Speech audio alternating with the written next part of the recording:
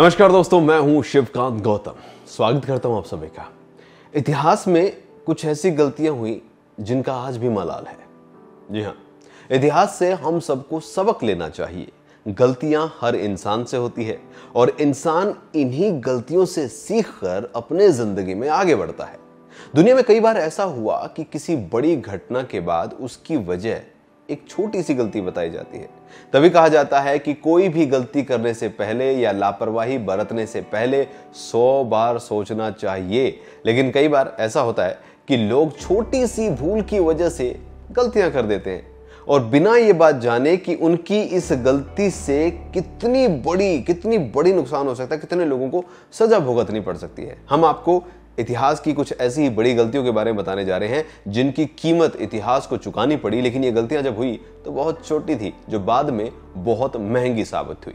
Number 1 पे आती है इतिहास की सबसे बड़ी गलतियों में से एक गलती, टाइटैनिक को डुबो दिया जाना। जी हां, इतिहास में टाइटैनिक का डूबना एक बहुत बड़ी त्रासदी थी, लेकिन इसे बचाया जा सकता था। दरअसल टाइटैनिक को 16 अलग अलग डिवीजन में बनाया गया था और उस वक्त इतना बड़ा जहाज इतने बड़े पार्ट्स में कभी भी नहीं बना था।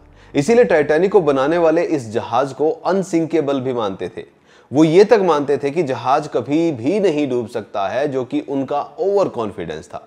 इतना ही नहीं, जब टाइटैनिक आइलैंड से अंतिम बार मंजिल अपनी न्यूयॉर्क की तरफ रवाना हुआ, तब अटलांटिक ओशन टाइटैनिक के कैप्टन जो थे, उनको एक दिशा निर्देश भी मिला था, जिसमें बताया गया था कि कैप्टन, टाइटैनिक के आगे कुछ दूर चलने के बाद पश्चिम से सफर कर रहे हो, वहां पर 42 डिग्री नॉर्थ लॉन्गिट्यूड में 50 डिग्री वेस्ट लॉन्गिट्यूड जो है उस तरफ, वहां पर कुछ बड़ी आइसबर्ग भी हैं, आप सावधान रहना। लेकिन इस चेतावनी को हारोल्ड ब्राइड ने अनसुना कर दिया। वो कैप्टन थे, क्योंकि उन्हें टाइटैनिक में अपने वीवीआईपी मेहमानों को खुश रखना था, वो ज्यादा इंपॉर्टेंट लगा। और जब टाइटैनिक उस विस्तार में पहुंचा, उस जगह पे पहुंचा, तो आइसबर्ग इतनी नजदीक आ गई थी कि उसे मोड़ पाना असंभव था और टाइटैनिक एक बड़े आइसबर्ग से टकरा गया और ये अनसिंकेबल जहाज अपने पहले ही सफर में डूब गया। वैसे इस हादसे पर कई फिल्में भी बन चुकी हैं। यह हादसा 15 अप्रैल 1912 को हुआ था। आपको बता दें कि इस हादसे में 1517 लोगों की मौत हुई थी, जिसे इतिहास की सबसे बड़ी समुद्री घटना कहा जाता है।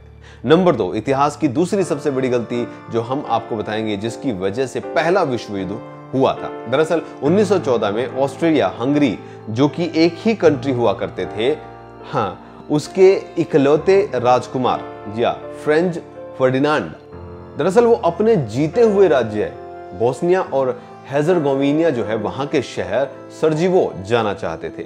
लेकिन सरजीवो जो था, वहां पर प्रिंस जो है, उनके राज्य के दुश्मन जो है ऑलरेडी वहां पे थे। तो सरजीवो इस जगह क्रांतिकारियों के लिए जानी जाती थी, लेकिन प्रिंस जो थे, प्रिंस फ्रेंच फर्डिनांड, वो उनको मारने की फिराक में थे। यहाँ पर लोग, प्रिंस को उनके गुप्तचरों ने बता दिया था कि अगर आप यहां जाओगे तो आपको मारा जा सकता है। लेकिन प्रिंस ने किसी की भी बात नहीं सुनी, वो वहां चले गए। प्रिंस ने अपने गुप्तचरों की बात ना मानकर गलती कर दी। उनके दुश्मनों ने कुछ लंबी सोचे बिना 28 जून 1914 को ही यहां पर प्रिंस को गोली मारकर उनकी हत्या कर दी। और इसके बाद ऑस्ट्रिया हंगरी राज्य की ये स्थानीय घटना थी, उसी राज्य में दबकर रह जाती। लेकिन ये बात विश्व स्तर पर इसलिए बन गई क्योंकि सरजीवो के क्रांतिकारियों को सपोर्ट करने वाला और उनके साथ इस प्रिंस को मारने वाला 19 साल का एक नौजवान गैव्रिलो जो था, और ये जो गैव्रिलो नाम का जो बंदा था, ये साइबेरिया का नागरिक था और ये साइबेरियाई प्रिंस के देश ऑस्ट्रिया हंगरी के दुश्मन था वे उस टाइम पे। और इस घटना के बाद ऑस्ट्रिया और हंगरी ने साइबेरिया को सबक सिखाने की ठान ली। वैसे तो ये शायद सभी जानते होंगे कि भैया ऑस्ट्रेलिया, हंगरी और अगर हम साइबेरिया की बातें करें तो ऑस्ट्रिया, हंगरी और साइबेरिया, इन दोनों देशों को यूरोप के कई देशों का साथ था कि अगर युद्ध हुआ तो उनका साथ देंगे। और इस तरह इन दोनों देशों के बीच में आपसी संघर्ष पहले विश्व युद्ध का कारण बने। लेकिन प्रिंस अगर सरजीवो नहीं जाते और अपने गुप्तचरों की बात मान लेते तो शायद इसकी शुरुआत ही नहीं होती। नंबर 3, पहले विश्व युद्ध को दूसरे विश्व युद्ध का बाप कहा जाता है, यही नाम दिया गया था। अगर पहला विश्व युद्ध नहीं हुआ होता तो शायद दूसरा भी नहीं होता और अभी दुनिया जैसी है वैसी नहीं होती और एक चूक ना हुई होती तो दूसरा विश्व युद्ध नहीं होता। दरअसल हुआ क्या था, प्रथम विश्व युद्ध के अंत तक फ्रांस और ब्रिटेन ने जर्मनी को घुटनों पर ला दिया था। ऊपर से जर्मनी के कई सारे हिस्से भी पड़ोसी देशों ने हथिया लिए थे। और ये जो बात था आगे बढ़कर पहले विश्व युद्ध के अंत की बात है, जब एक ब्रिटिश सैनिक हेनरी टेंडे फ्रांस के उत्तर सीमा में जर्मनी के सामने युद्ध लड़ रहा था। उस समय लुईस टेप की राइफल के साथ हेनरी और उसके साथी कई घंटों से जर्मनी के साथ लड़ रहे थे और उन्होंने जर्मनी सैनिकों को पीछे मजबूती से भेज भी दिया था। लेकिन इन सब के बीच अचानक एक जर्मन सैनिक हेनरी टेंडे के राइफल के सामने आकर खड़ा हो गया।